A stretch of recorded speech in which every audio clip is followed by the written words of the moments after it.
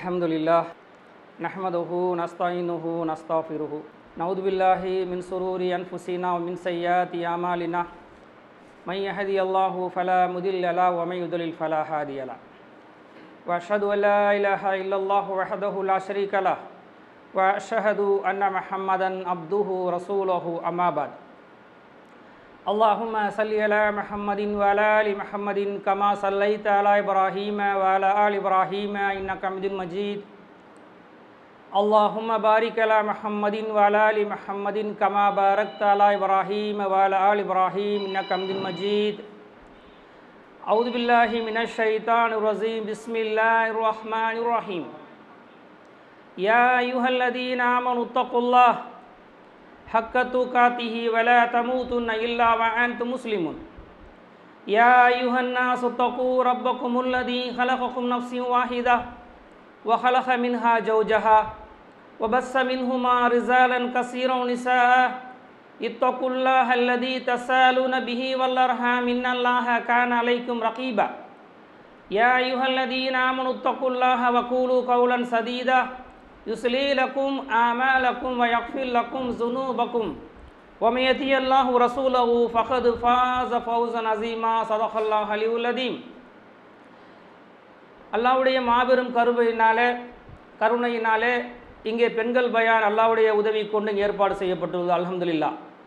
மாதம் ஒரு முறை நம் சகோதரர்களுக்கு நம் சகோதரிகளுக்கு மார்க்கம் சம்பந்தமான நிகழ்ச்சிகள் இங்கே நடைபெற்று அதன் மூலியமாக இறையச்சத்தை மேம்படுத்தி கொள்ள வேண்டும் என்ற எண்ணத்தில் அந்த ஒரு தூய்மையான எண்ணத்தோடு இந்த நிகழ்ச்சி நடைபெறுது. அல்ஹம்துலில்லாஹ்.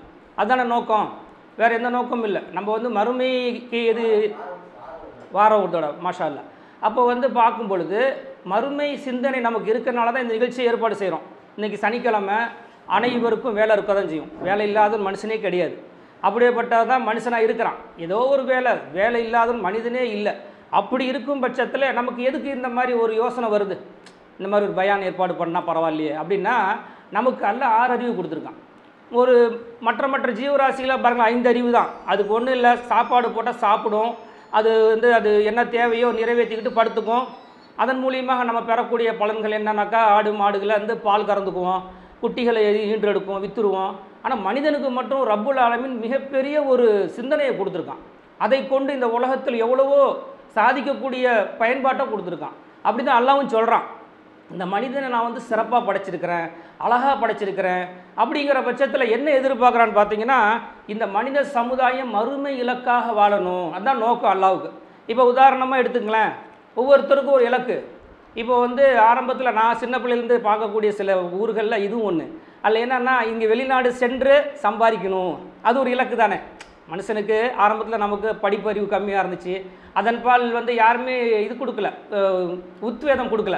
படிக்க வைக்கணும், மேலே கொண்டு போகணும், அது சம்பந்தமாக ஒரு டார்கெட் வைக்காதனால 10வது படித்தா போதும், பாஸ்போர்ட் எடுத்து வெளிநாடு போயிடலாம், அங்கே சம்பாதிக்கலாம். அத்தா இருந்தார், பெரிய அத்தா இருந்தார். அப்படி இது ஒரு இலக்கு தான். மனிதனுடைய இலக்கு எதுலையாவது டார்கெட் பண்ணணும் அப்படிங்கிற அடிப்படையில் இப்போ சுபஹானல்லாஹ் நம்ம எல்லாம் படிக்க வைக்கிறோம். நம்ம பிள்ளை பிஇ படிக்கிறான், நம்ம இன்னும் எக்ஸ்ட்ரா படிப்பு இன்ஜினியர் படிக்கிறான். நிறையா படிக்க வச்சு ஒரு கவர்மெண்ட் வேலை வாங்கிட்டா பரவாயில்லைஞ்சி. நம்ம தலைமுறையெல்லாம் மாறணும். ஆரம்பத்தில் கஷ்டப்பட்டீங்க 10 வருஷம் 20 வருஷம், அப்படி இல்லாமல் நம்ம இந்த இருக்கக்கூடிய காலகட்டம் மாறி நம்ம இங்கேயே ஒரு வேலை பிள்ளைக்கு வாங்கி கொடுத்துடணும் அப்படி நீயத்தில் வாழ்கிறோமே. இதை பற்றி தான் நம்ம என்ன பண்ணுறோங்க, இது பேசுவதற்காக அமைந்திருக்கிறோம். அல்ல முக்கியமான என்ன இலக்கு ஒரு மூமியினுடைய இலக்காக இருக்குன்னு சொன்னால், மறுமை சிந்தனை இருக்கணும். நல்லது செஞ்சுட்டா சொர்க்கத்துக்கு போயிடுவோம், அதுதான் இலக்கு. தீமை செஞ்சால் நரகம் இருக்கிறது, அதற்குண்டான பயம் ஏற்படுத்த வேணும். மனிதன் எதற்காக படைக்கப்பட்டான்? ஹய்யுக்கும் அஹ்சனு அமலா. இந்த மனித சமுதாயத்தில் ஒரு மனுஷனை படைச்சிருக்கிறான்னாக்கா ஒரு நல்ல ஒரு அழகான அமலை செய்ய வேணும். அதுக்கு தான் படைச்சிருக்கிறான். சும்மா வெறுமனை படைக்கலை. இந்த மனித சமுதாயத்தை படைக்கும்போது வாழ்வுக்கும் மரணத்துக்கும் இடையில் நீங்கள் வாழ்கிறீங்களா இல்லையா கொஞ்ச காலம், அந்த வாழ்க்கையில் நல்லது ஏதாவது செஞ்சிட முடியாதா? காலம் ஓடிட்டு தான் இருக்குது நம்மளுக்கு.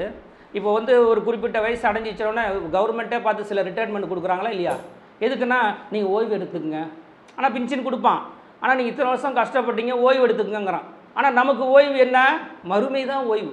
அந்த மறுமை ஓய்வில் நிரந்தரமான ஓய்வு அல்லாஹ் சொல்கிறான். நீங்கள் இங்கே இருக்கக்கூடிய காலகட்டம், இங்கே இருக்கக்கூடியது என்ன தெரியுமா? சும்மா சொற்பமான அற்பமான காலத்தை தான் நீங்கள் வாழ்ந்துட்டுருக்கீங்க. அப்படி இருக்க பட்சத்தில் அல்லாஹ்வுடைய தூதர் ஒரு விஷயத்த சொல்கிறாங்க. என்னன்னாக்கா, கடை வீதியில் அப்படியே போயிட்டுருக்கும்போது ஒரு இது ஆடு செத்து கிடக்கு. அந்த ஆட்டை பார்த்துட்டு, இது யாராவது வாங்கிக்கிறீங்களா அப்படின்னா சஹாபாக்கள் பார்க்குறாங்க.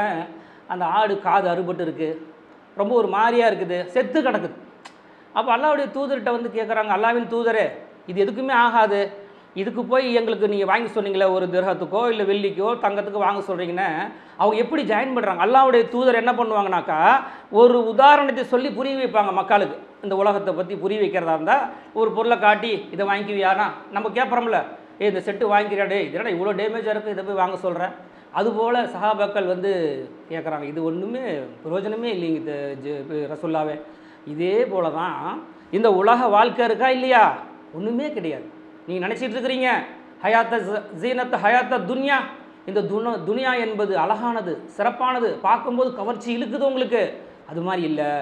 இந்த எப்படி இந்த அல்லாஹ்வுடைய பார்வையில், நம்மளுடைய பார்வையில் அப்படி தான் தெரியும், அல்லாஹ்வுடைய பார்வையில், அல்லாஹ்வுடைய தூதருடைய பார்வையில் இந்த செத்த ஆட்டுக்கு சமம். அப்படி தானே பார்க்குறோம். பல்வேறு இடங்களில் நீங்கள் பார்த்துருக்கிறது தான். பெரிய பெரிய ஒரு பூகம்பம்லாம் வந்துருச்சுன்னா பெரிய கோடீஸ்வரனாக இருந்திருப்பார். நீங்கள் பார்த்துருப்பீங்க, பெரிய பெரிய இஸ்லாமிய நாடுகள்லாம் வந்து அப்படியே பூமியில் போனதெல்லாம் அவர் ஒரு பேக்கரி 10 பேக்கரி வச்சுருப்பார். ஒரு பன்னு துண்டுக்கு கியூவில் நிற்பார். என்னாச்சு, ஒரு ஜில்சிலா, ஒரு அதிர்வு, ஒரு சில அல்லாஹ்வுடைய வேலை, கொஞ்சம் ஆட்டி விட்டுருவான். பாய் ஊரில் பெரிய ஆள்வே அவரை பற்றி தெரியாது உங்களுக்கு அப்படின்னு சொன்ன ஒரு கியூ என்னாச்சியாச்சு, எல்லாம் பூமியில் போயிடுச்சு ஒரு துண்டு ரொட்டிக்காக. அதுக்கு அல்லாஹ்வுடைய தூதர் சொல்கிறாங்க, நீங்கள் இந்த துனியாவை பார்க்குறதா இருந்தால் செத்த ஆடு இருக்குல்ல, இதை பார்த்துக்குங்க அப்படிங்கிறத பார்க்குறோம். அப்போ இதெல்லாம் எதற்காக இங்கே சொல்லப்படுகிறதுனாக்கா, துனியாவை நம்ம அப்படி பார்த்தா தான் உள்ள சாந்தி அடையும், உள்ள அமைதி பெறும். இன்னும் ஒரு அல்லாஹ்வுடைய நம்ம இந்த உலகம் அழியும் வரைக்கும் அல்லாஹ் ஒரு சில விஷயத்தை குர்ஆனில் பதிவு பண்ணுறாங்க. எப்படின்னா, மூமீன்களுக்கு, இப்போ பெண்கள் அதிகமாக இருக்கனால இந்த செய்தியை நான் சொல்லித்தரேன், ஏன்னா ஆண்கள் கம்மியாக தான் இருக்கிறீங்க. இந்த மூமீன்களுக்கு பெண்களுக்கு ஒரு தாயாக, ஒரு உதாரணமாக, சொர்க்கத்துக்குள்ள ஒரு பெண்மணியாக சொல்லி காட்டுகிறான் ஃபிரௌனுடைய மனைவி. ஏன் சொல்கிறான்?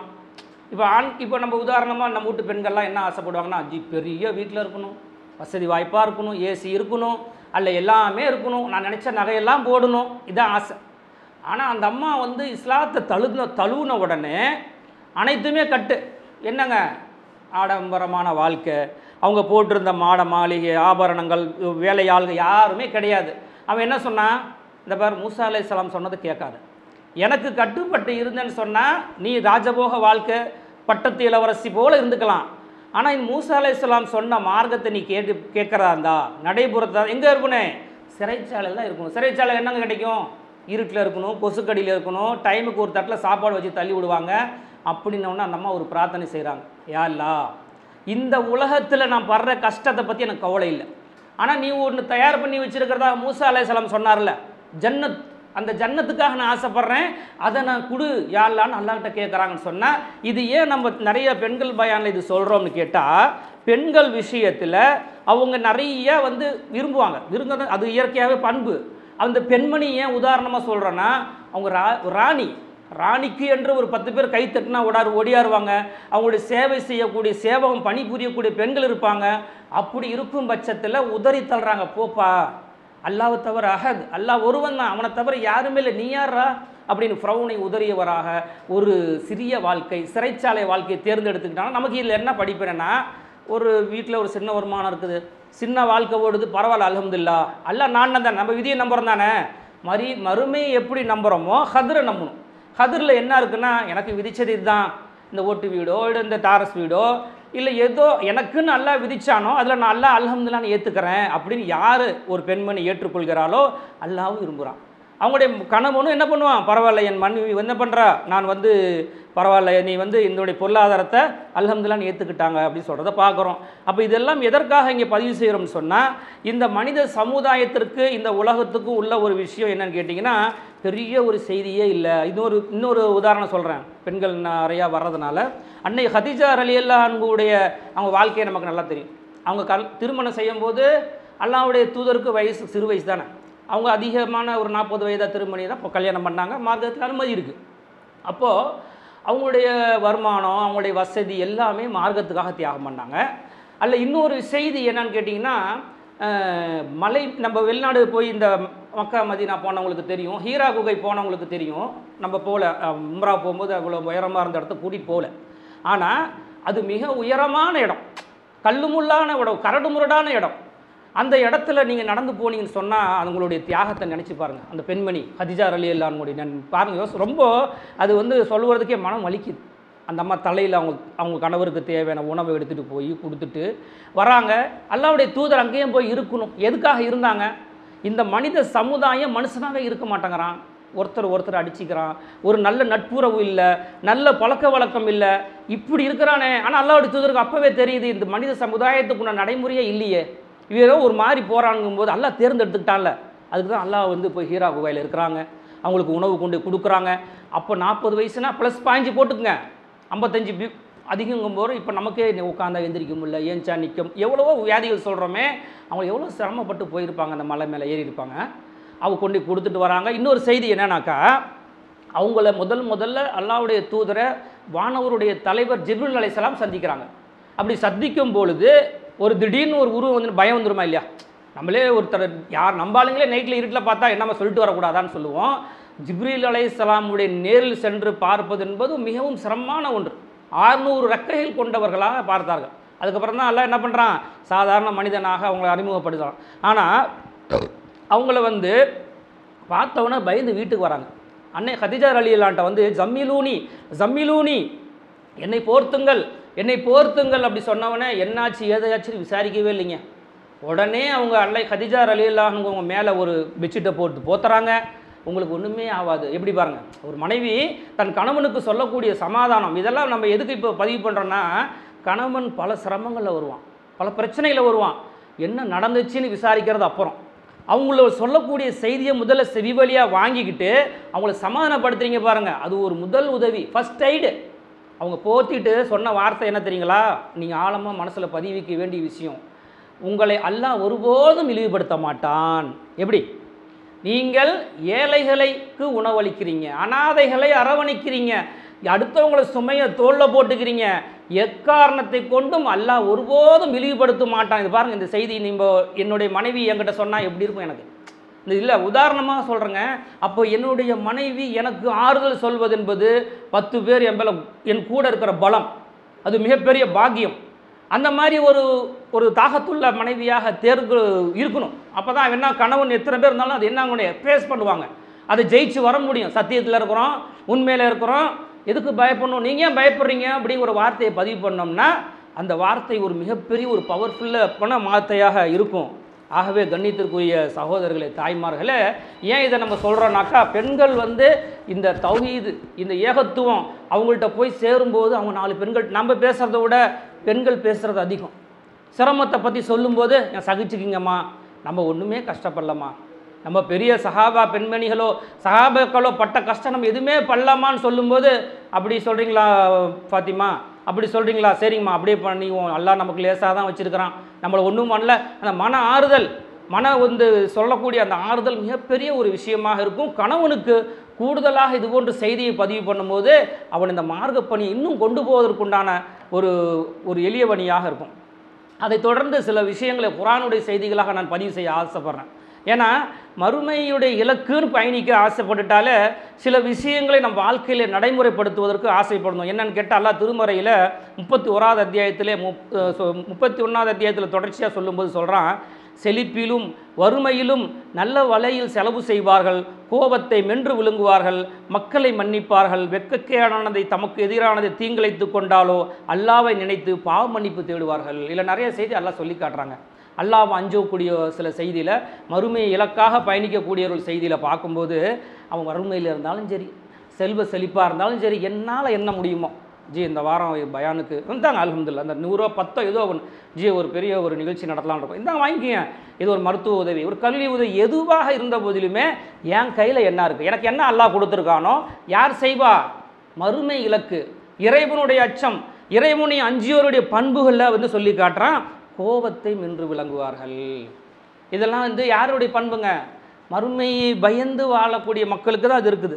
அப்போது வசதி வாய்ப்பு இருக்கும் போதும் சரி, வசதி வாய்ப்பு இல்லாத போலும் சரி, அனைத்துக்குமே இந்த இஸ்லாம் சொல்லக்கூடிய செய்தி என்னன்னு பார்த்தீங்கன்னா, அல்லாவுக்கு பயந்து நான் இதை என்ன பண்ணுறேன், நாளைக்கு மறுமையில் இது கேட்பான் தானே, நான் அதை கொடுக்கணும்னு ஆசைப்பட்டு கொடுக்குறவனுக்கு அல்லாஹ் ஏற்றுக்கொள்கிறான் அப்படிங்கிறத பார்க்குறோம். கோபத்தை மென்று விளங்குவதை பற்றி பேசும்போது அல்லாஹ்வுடைய தூதர் சொல்கிறாங்க, ஒருவனை அடித்து வீழ்த்துவன் வீரன் அல்ல, நான் கோபம் வந்தது பாய், விட்டான் பாய், அவன் கீழே விழுந்துட்டாங்கிறீங்களே, அது வீரனுக்கு அழகு இல்லை. இந்த கோபத்தை மென்று விழுங்குறீங்களே, இது வரைக்கும் வந்துருச்சு பாய், அப்படியே அடக்கிட்டேன், என்ன போய் பண்ணுறது? அத்தாவுக்கு முன்னாடி பேச முடியுமா? அம்மாவுக்கு முன்னாடி பேச முடியுமா?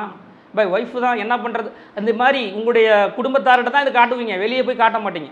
அப்போ ஒரு நிர்வாகத்தில் இருப்போம், ஒரு இதுலையாவது இருக்கும்போது அப்படியே முழுங்குறீங்கள. அது ஈமான்தாரியுடைய மறுமை இலக்காக வாழக்கூடியவர்களின் ஒரு பண்பாக இஸ்லாம் நமக்கு சொல்லி காட்டுதுன்னு சொன்னால் எவ்வளோ பெரிய விஷயம்.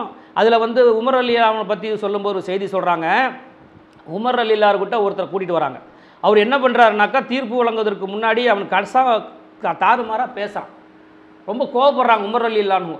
உடனே ஒரு சகோதரர் சொல்கிறாரு, ஒரு சஹாபி, அல்ல உமரே, நீங்கள் இந்த மாதிரி கோவப்பட்டீங்கன்னாக்கா அல்லாஹ்வுடைய தூதர் சொன்னது மாற்றமாயிடுமே. அப்படிங்கிற பட்சத்தில் அவங்க அமைதியாகிறாங்க. நாளைக்கு வாங்க, நாளைக்கு நான் இதுக்கு தீர்ப்பு வழங்குறேன்னு சொல்கிறத பார்க்குறோம். அப்போ என்னன்னாக்கா, நம்ம யாராவது ஒருத்தர் சுட்டி காட்டுறாங்கனாக்கா, சரி பாய் நான் அமைதியாக இருக்கிறேன், பாய் கொஞ்சம் உட்காருங்க, சபுர் செய்யுங்க, இந்த இடத்துல நீங்கள் சபுர் செய்யணும். ஏன்னா நம்ம அந்த மாதிரி ஒரு ரூட்டில் பயணிக்கிறோம். அப்படிங்கும்போது அந்த சபுர் என்பது மிகப்பெரிய ஒரு ஆயுதமாக இருக்கிறது. பிறருடைய குறையை மன்னித்தல். அல்லாஹ்வுடைய தூதர் வந்து ஒரு போர் முடிஞ்சு ரிட்டர்ன் ஆகுறாங்க. அப்படி போர் முடிஞ்சு ரிட்டர்ன் ஆகும்போது ஒரு மருத்துக்கடியில் படுத்துருக்குறாங்க.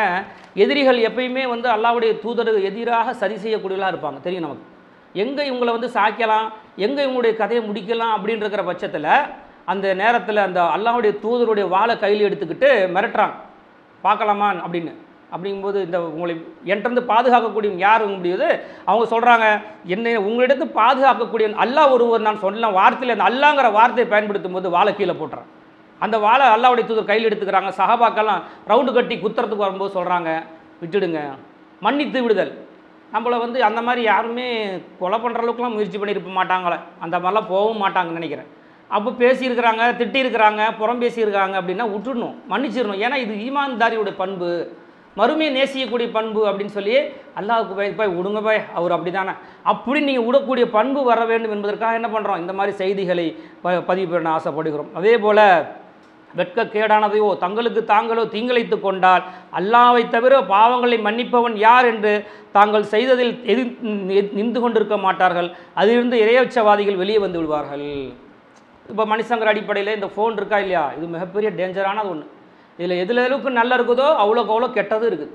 அப்போ நம்ம பார்த்துட்டு இருக்கும்போது ஒரு முசீபத்தை சைத்தான் வந்தால் தள்ளி விட்டுட்டு நான் இறையச்சவாதியாக இருக்கிறேன், மறுமை நோக்கமாக நான் பயணிக்கிறேன், இதில் நான் போய் மாட்டிக்கிட்டேன்னா அல்லாஹ்வுக்கு நான் பதில் சொல்லணுமே அப்படின்னு அவனை வந்து என்ன பண்ணுறான், அதுலேருந்து மீண்டு விடுவான் என்று சொன்னால் அல்லாஹ்வுக்கு என்ன சொல்கிறான், அல்லாஹ் ஒரு பாவி ஒரு ஈமான்தாரி பாவத்தை பார்த்து விட்டாலோ பாவத்தை செய்து விட்டாலோ அல்லாஹ்கிட்ட வந்து யாரெல்லாம் இனிமேட்டு இதில் நான் போயிட மாட்டேன், இதிலிருந்து நிலைச்சிருக்க மாட்டேன்னு சொல்லி வந்து விட்டான் என்று சொன்னால் அவன் தான் உண்மையான இறையச்சவாதி, அவன் தான் ஈமான்தாரி, அவன் நிலையான மறுமைக்கு சொந்தக்காரன் என்று இஸ்லாம் நமக்கு என்னங்க சொல்லி காட்டுகிறது. அதே போல் ஒரு துவாவை நமக்கு கற்றுத்தருது, யா அல்லாஹ் உன்னிடம் கஞ்சத்தனத்திலிருந்து பாதுகாப்பு தேடுகிறேன், கோழைத்தனத்திலிருந்து பாதுகாப்பு தேடுகிறேன், தள்ளாத வயதில் தள்ளப்படுவதிலிருந்து பாதுகாப்பு தேடுகிறேன், மன்னரின் வேதலிருந்து பாதுகாப்பு தேடுகிறேன், துனியாவில் ஏற்படும் சோதனையிலிருந்தும் தஜ்ஜாலிலிருந்து ஏற்படும் சோதனையிலிருந்தும் மிகப்பெரிய துவா இது. அல்லாஹும்ம இன்னி அஊது பிக்க மினல் புஹுலி என்று சொல்லக்கூடிய இந்த துவா.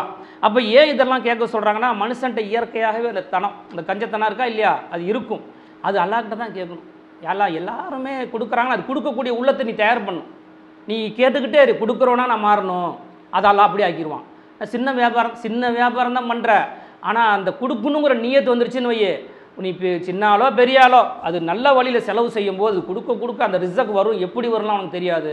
அந்த கஞ்சத்தனம் ஒன்றுட்டு இருந்து போதும், யார்கிட்ட கேட்கணும், நீ அல்லாஹ்கிட்ட கேட்கணும். கோழைத்தனம் எதுக்குன்னாலும் பயந்து வாழவே கூடாது.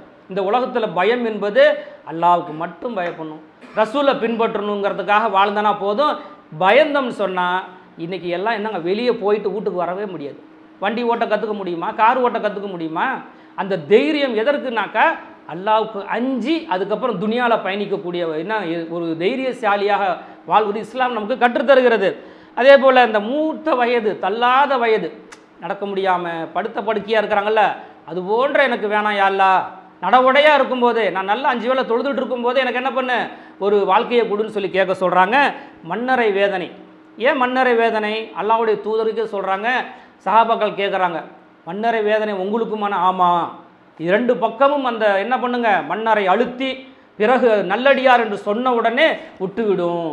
அப்போ இதெல்லாம் துவாவில் இருக்கக்கூடிய விஷயம். நம்ம எவ்வளவோ பேசுகிறோம், நேரத்தை கடத்துகிறோம். இது இன்னும் முக்கியமான ஒரு துவாக்களின் தொகுப்பில் இருக்கும். இதெல்லாம் நீங்கள் எடுத்து படித்து பார்த்தீங்கன்னா தெரியும். அதே போல் துனியாவில் ஏற்படக்கூடிய சோதனை, தஜ்ஜாலுடைய சோதனை. தஜ்ஜாலுடைய சோதனை ஒரு தலைப்பாகவே சகோதரர் பேசியிருப்பாங்க, இல்லைன்னா நம்ம நெக்ஸ்ட் வீக்கில் பேசுவோம்.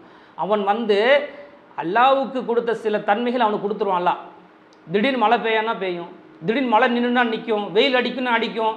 இங்கேருந்து திடீர்னு எங்கே போவான், லண்டன் போவான், ஜப்பான் போவான். அவனுடைய பயணம் மிக விரைவாக இருக்கும்.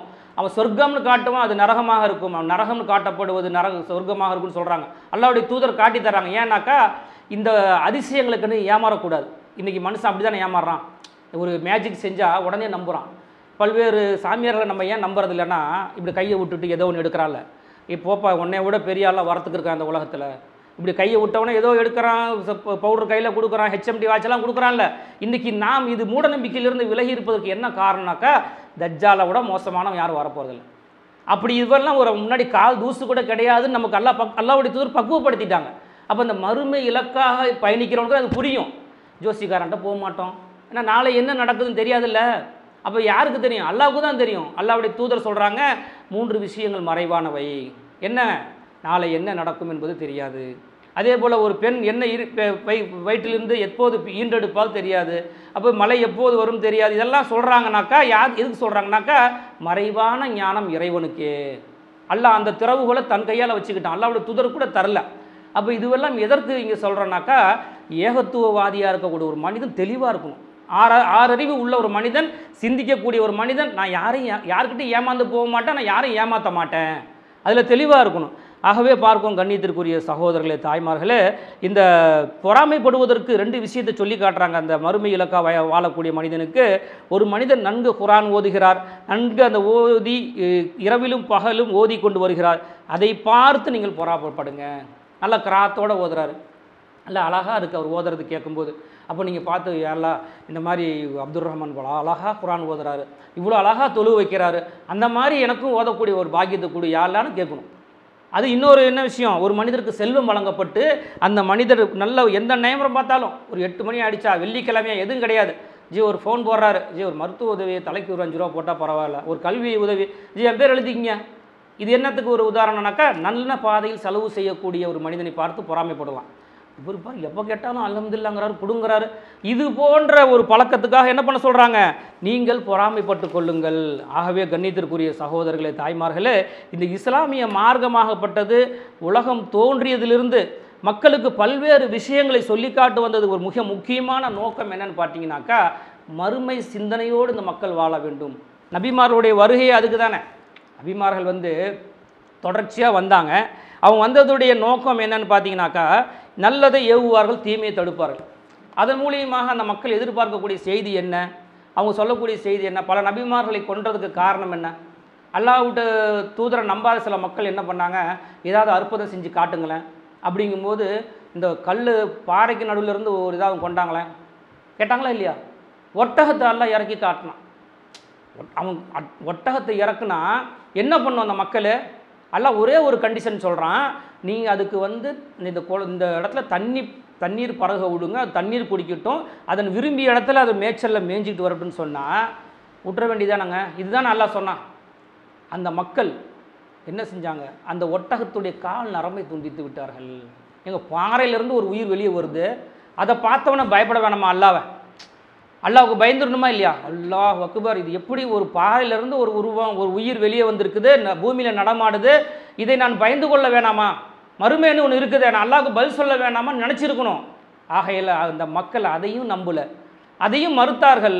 அதில் அந்த என்ன பண்ணிச்சிங்க, அந்த ஒட்டகத்தை அநியாயமாக கொண்டு விட்டார்.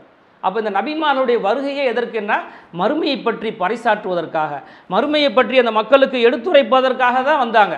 ஆனால் அந்த மக்கள் என்ன செய்வாங்கன்னு கேட்டால், ஒரு கட்டத்தில் அவங்க வெறுத்து ஒதுக்கிடுவாங்க, இதை சொல்லாதீங்க. சூரா யாசீனில் ஒரே நேரத்தில் 2 நபிமார்கள், ஒரு நபிமார்கள் இல்லை, 2 நபிமார்கள் சொல்கிறாங்க, இந்த மாதிரி நீங்கள் அல்லாஹ்வை ஏற்றுக்குங்க, மறுமை நாள் ஒன்று இருக்குது, அங்கே கூலிகள் வழங்கப்படுகிறது, அங்கே கேள்வி கணக்கு இருக்குதுன்னு சொன்னால், அந்த மக்கள் எல்லாமே இதை முட்டாள்தனமான பேச்சு, வெறுக்கிறான், ஒதுக்குறான். என்னப்பா இது அப்படின்னு சொன்னால், இது இன்னொருத்தர் கோடி கடைக்கு வீதியிலிருந்து ஒடியாராரு, எந்த கூலியும் எதிர்பார்க்காத இந்த மனிதர் ஒரு தௌஹீத, இந்த சத்திய கொள்கையை சொல்கிறாரு, அவரை ஏன் வெறுக்கிறீங்கன்னு அவரை அங்கே அடித்து கொண்டு விடுகிறாங்க. அடித்து கொன்ன உடனே அந்த மனிதர் என்ன சொன்னார், என்னை கொண்டதும் சரி, அவங்களுக்கு எதோ கொன்றாதீங்கப்பா, என்னை விட்டுடுங்க, ஆனால் அங்கு மறுமையில் சொர்க்கம் அவர்களுக்கு காட்டப்படுகிறது. அவர் என்ன சொன்னார்? என்னைய விடுங்க, இந்த மக்கள் இன்னும் அறியாமையில் இருக்காங்க, நம்ம சொல்லிட்டு வந்துடுறேன், என்னைய விடுங்க அப்படி சொல்கிறாரு. உங்களுக்கு டைம் முடிஞ்சுது. நீங்கள் உங்களுக்கு ஃபஸ்ட்டு மார்க்கத்தை ஏற்றுக்கிட்டீங்க, ஏகத்துக்கு வந்துட்டீங்க, சொர்க்கம் காட்டப்பட்டு விட்டது. இதன் மூலியமாக திருமறை குர்ஆனில் மக்களுக்கு சொல்லப்படும், அவங்க ஏகத்துவ ஏற்றுவாங்க, மறுமையை நம்புவாங்கன்னு சொல்லி அந்த வசனத்தை முடிக்கிறான்னு சொன்னால், அப்போ நமக்கு என்னங்க இது மேலே சான்று எதிர்பார்க்க முடியுமா? மறுமையை இலக்காக வாழக்கூடிய மக்களுக்கு பல்வேறு சான்றுகள் அல்லாஹ் சொல்லி காட்டுறானா இல்லையா? இப்போ நமக்கு முன்னாடி இந்த இதுதான் குர்ஆன், இதுதான் ஹதீஸ்னு பேசுவதற்கு நமக்கு வாய்ப்பு கொடுத்துருக்கான்னு சொன்னால் குர்ஆன்ல இருந்தால் எடுத்து பேச முடியும். ஏதோ நாங்கள் புதுசாக ஒன்று நம்ம பேசினா விடுவீங்களா? விட முடியாது. ஏன்னா அது மார்க்கம்னு சொன்னாலும் அல்லாஹ்வுடைய தூதர் சொல்கிறாங்க, இது என்னுடைய பெயரால் நீங்கள் மார்க்கம் என்று சொல்லிவிட்டால் அது ஒரு பெரிய பாவம், அது ஒரு சிர்க்கு, அது ஒரு நரகத்தில் கொண்டு போய் சேர்த்து விடுன்னு சொல்லி நம்மளே பல இடங்களில் சொல்கிறான்னு காரணம் என்னன்னாக்கா, குர்ஆன்லேயும் ஹதீஸ்ல இருந்தால் தான் பேச முடியும், அப்படி இல்லைன்னா சொல்ல முடியாது. நீங்களே தேடுதல் பண்ணி பாருங்கள், மறுமை பற்றி நிறைய இடங்கள் அல்லாஹ் சொல்லி காட்டுகிறான். நீங்கள் என்ன பண்ணுங்க, அந்த நாளை பயந்து கொள்ளுங்கள், அந்த நாளை பயந்து கொள் என்று சொல்லும்போது அல்லாஹ் இந்த நீண்ட ஒரு செய்தியில் பார்க்கும்போது அந்த ஒரு காலகட்டம் வரும், நீங்கள் நிறையா பேர் இருப்பீங்க, ஆனால் உங்களுக்கு நீங்களே ஒரு சப்போர்ட்டாக இருக்க மாட்டீங்க. இன்றைக்கி நம்ம பார்க்குறோம் யார் விஷயத்துலைங்க, பலஸ்தீன் விஷயத்தில் பார்க்குறோம். அரபு நாடு எத்தனை நாடு? 50க்கும் மேற்பட்ட அரபு நாடுகள், மறுமையை சிந்தனை கொண்ட நாடு, குர்ஆன் கையில் இருக்கக்கூடிய நாடு. ஒரு முஸ்லீம் தாக்கப்படுகிறான், முஸ்லீம் குடும்பம் வேரோடு கரு அறுக்கப்படுகிறது. அல்லாஹ்வுடைய தூதர் அன்னைக்கு சொன்னது இன்றைக்கி நடக்குதுங்க. என்னங்க, நீங்கள் எல்லாம் கோழைகளாகி மாடுவீர்கள், உலக ஆசை பிடித்தவர்களாக மாறிவீர்கள், தினம் தினம் பயந்தும் சாகும் பலவீனர்களாக மாறிவிடுவீர்கள் என்று சொல்லும்போது அப்போ சஹாபாக்கள் கேட்குறாங்க, நாங்கன்னா குறைஞ்சிருவோமா, எண்ணிக்கையில் குறைஞ்சி விடுமானா? இல்லை, கடல் நுரை போல் நிறையா இருப்பீங்க. உங்கள் உள்ளங்கள் அந்த பயம், மரண பயம் அதிகமாகிடும். அதன் காரணமாக நீங்கள் இந்த போராட்டத்துக்கு போக மாட்டீங்க, மக்களை காப்பாற்றுறதுக்கு வரமாட்டீங்க. இன்றைக்கி அப்படி தான் ஆயிடுச்சு.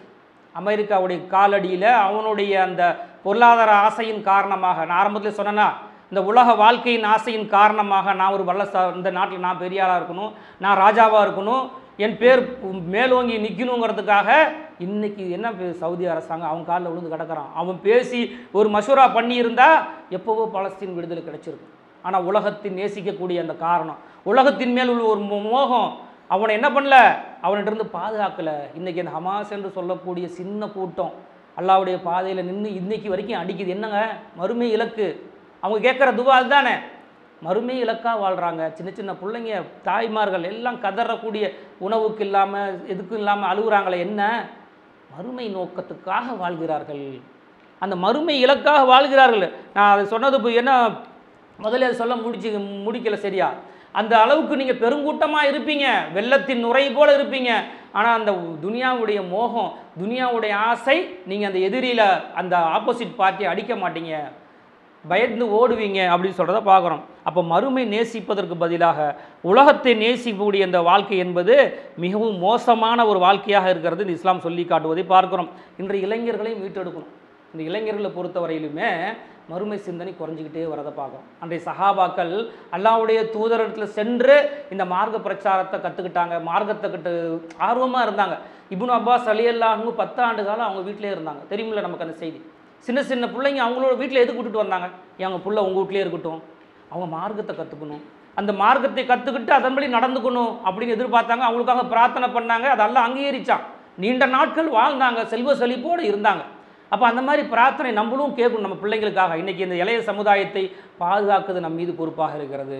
நம்ம பார்க்குறோம், கடந்த வாரம் சனிக்கிழமையெல்லாம் எப்படி நான் இங்கே அதை நான் ஓப்பனாக சொல்ல ஆசைப்படலை, ஏன்னா இது பயான் நிகழ்ச்சியில் நான் யாருடைய பேரையும் பயன்படுத்தலை. ஏன்னா அந்த மாதிரி நம்மளுடைய பிள்ளைங்களை இந்த உலக மோகத்தில் கொண்டு விட்டுடவே கூடாது. இப்போ நம்ம நேசிப்பதற்கு ஒரு தகுதியான நபர் யார்? அல்லாஹ்வுடைய தூதர் ஸல்லல்லாஹு அலைஹி வஸல்லம். தன் குடும்பத்தாரில் யார்? என்ன தாயாக இருக்கட்டும், தந்தையாக இருக்கட்டும், அண்ணனாக இருக்கட்டும், அனைத்தை விட நேசிப்பதற்கு தகுதியானவர் என்னுடைய தூதராக இருக்கிறார், நபி ஸல்லல்லாஹு அலைஹி வஸல்லமாக இருக்கிறாங்க. அப்படி இருக்கும் பட்சத்தில் நீங்கள் போய் எவனையோ ஒரு தலைவன் ஆக்கிறாதீங்க, அவனை நட்டாத்தில் நடு ரோட்டில் விட்டுட்டு போயிடும் அவங்களைய. அல்லாஹ்வுடைய தூதருடைய காலத்தில் இரவு நேரத்தில் ஒரு சப்தம் கேட்கிறது, எல்லாம் ஏஞ்சி வெளியே வராங்க. அல்லாஹ்வுடைய தூதர் அந்த சப்தம் கேட்ட இடத்துலேருந்து ஓடியாராங்க. நீங்கள் பயப்படாமல் போய் தூங்குங்க, அங்கே ஒன்றும் இல்லை, சத்தம் இந்த இடத்துல போய் பார்த்துட்டு வந்துட்டாங்க. யாருங்க? தலைவர்.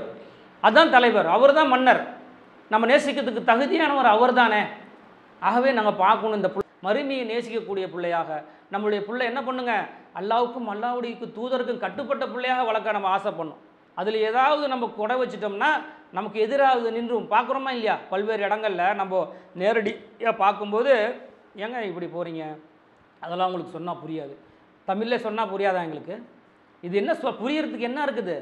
ஏங்க நீங்கள் உழைச்சாதான் நாங்கள் காசு, நீங்கள் உழைச்சாதாங்க சாப்பாடு, யாருன்னே தெரியாத ஆளுக்கு போய் 5-6 மணி நேரம் நிற்கிறீங்க. இல்லை இல்லை எங்கள் தலைவர் அப்படியா? உங்கள் தலைவர் எங்கேயுமே இப்படிலாம் சொல்லவே இல்லை, நீங்களே ஏன் வரீங்க? அல்லாஹ்வுடைய தூதர் என்ன பண்ணுறாங்க, நான் வரும்போது ஏஞ்சி நிற்காதீங்க, நான் வரும்போது எனக்குன்னு சில ரெஸ்பெக்ட் கொடுக்காதீங்க, நான் உங்களோட ஒருவன். இன்னும் ஒரு சஹாபி வந்து, ஒரு தோழர் வந்து நடுங்கியவராக வந்து நிற்கிறார். எதுக்கு நடுங்குறீங்க, ஏன் இப்படி நடுங்குறீங்க? நான் உங்களை போல காய்ந்த இறைச்சியை தின்ன சாதாரண ஒரு தாய்க்கு பிறந்தவன் தான் நான் ஒரு பெரிய ஆள் கிடையாதுன்னு சர்வசாதாரணமாக தன்னை அறிமுகப்படுத்துகிறாங்கனாக்கா, அதுதாங்க இந்த இஸ்லாமிய மார்க்கம் உலகம் பூரா பரவுது, எல்லாருடைய உள்ளத்துலையும் பூந்து வருது. அப்போ அதை முதல்ல விளங்கணும் இந்த மக்கள். ஆகவே தலைவனாக ஏற்றுக்கொள்வதற்கு தகுதியான ஒரே ஒரு தலைவர் அல்லாஹ்வுடைய தூதர் மட்டும்தான். அதை மட்டும் இந்த இளைய சமுதாயம் புரிஞ்சுக்கிச்சுன்னு சொன்னால் இன்னும் இஸ்லாம் வேகமாக பரவும், இந்த இஸ்லாமிய மார்க்கம் இன்னும் முன்னுக்கு வரும், நம்முடைய வாழ்க்கையை நடைமுறைப்படுத்தணும். ஆக கண்ணியத்திற்குரிய சகோதரர்களே, தாய்மார்களே, இந்த மறுமை இலக்கு என்று தலைப்பு பேசுவதற்கு காரணம்னா சும்மா பயான் பண்ணிட்டு போகிறதில்ல, நடைமுறைப்படுத்தணும். ஏன்னா நம்முடைய நடைமுறை வாழ்க்கையில் தானே மாறணும். சும்மா பேசியாச்சு 1/2 மணி நேரம் அப்படின்னு இல்லை, ஏதாவது ஒரு சிந்தனை நம்மள்கிட்ட மாற்றம் ஏற்பட்டால் தான் உள்ளத்தில் மாற்றம் ஏற்படும் போது தெரியும். ஒரு சகோதரரை அடிக்கடி போயிட்டு மருத்துவமனையில் பார்த்துட்டு வந்தோம்.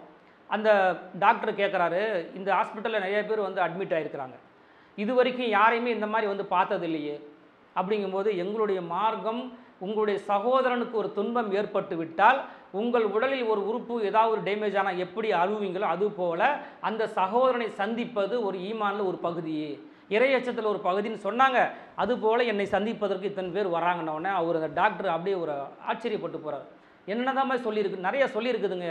இந்த மனித நேயம், இந்த மனிதனை மதிக்கக்கூடிய தன்மை அனைத்து சொல்லியிருக்குன்னு ஆச்சரியப்படுறார். வெளியூர்காரர் இங்கே வந்து தங்கியிருக்கிறாரு, 3 வேளை சாப்பாடு அவருக்கு போயிட்டே இருக்குது இன்னும் நாமக்கல்லேருந்து. ஏன் அப்படி அவர் மற்ற சமுதாயத்துக்காரங்க எத்தனையோ பேர் மாதக்கணக்கில் இங்கே தங்கியிருக்கிறாங்க, இது வரைக்கும் யாரையும் இப்படி வந்து நாங்கள் பார்த்ததில்லைன்னு சொல்லும்போது இந்த மார்க்கம் மேலோங்குகிறது.